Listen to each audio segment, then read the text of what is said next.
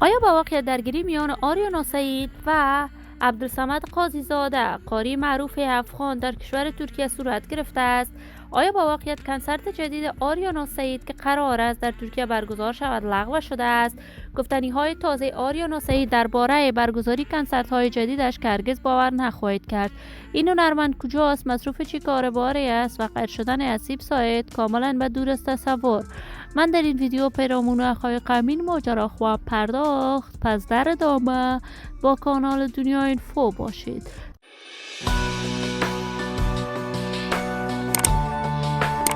سلام و سلامتی نثار تک تک شما دوزاران نهایت ارجمند کانال دنیا اینفو.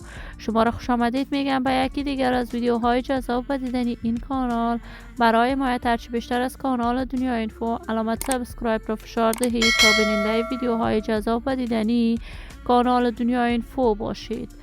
آریانا سعید هنرمند بی‌بدیل، ستاره ماندگار در هنر موسیقی افغانستان، علاقمندان و دوستداران خاص خودش را داشته است. این هنرمند بی‌بدیل و موفق افغان عاشقانه هنر موسیقیش را در میان هنرمندان زن افغانستان و قله‌های موفقیت رساند. از سال 2008 بدین طرف به طور مسلکی و حرفه‌ای و هنر موسیقیش پرداخته است. کارهای هنر موسیقیش مورد حمایت گسترده افغان‌ها در سرتاسر جهان قرار می‌گیرد. هر آهنگ آریانا سعید بازدید میلیونی را در صفحات مجازی از آن خود می‌کند. آریانا هنرمند بی‌بدیلی است که با سرودن آهنگ افغان پسرک شهرت و محبوبیت خاص هنری برای خودش پیدا کرد. بانو آریانا سعید قرار است در کشور ترکیه کنسرت بزرگ را در شهر زیبای استانبول برگزار کند. اما به گفته دوستان و اقارب آریانا سعید این کنسرت به دلیل مخالفت‌های بیشمار افغان‌ها در کشور ترکیه برگزار نخواهد شد.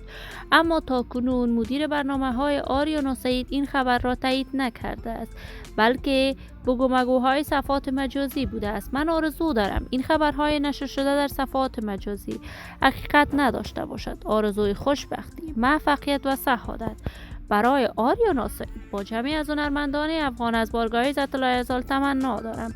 در انتظار نشر تازه ترین کارهای هنری از بانو آریانا سعید خواهیم بود. دوستداران و همراهان نهایت ارجمند کانال دنیا اینفو، شما هم نظریاتتان را در بخش کامنت با من شریک بسازید. این ویدیو را با علاقه‌مندان و دوستان آریانا سعید به اشتراک بگذارید. اگر دوزارید لطف کانال دنیا اینفو باشید، پس برای حمایت از این کانال علامت سابسکرایب را فشار دهید. تا درودی دیگر، بدرود.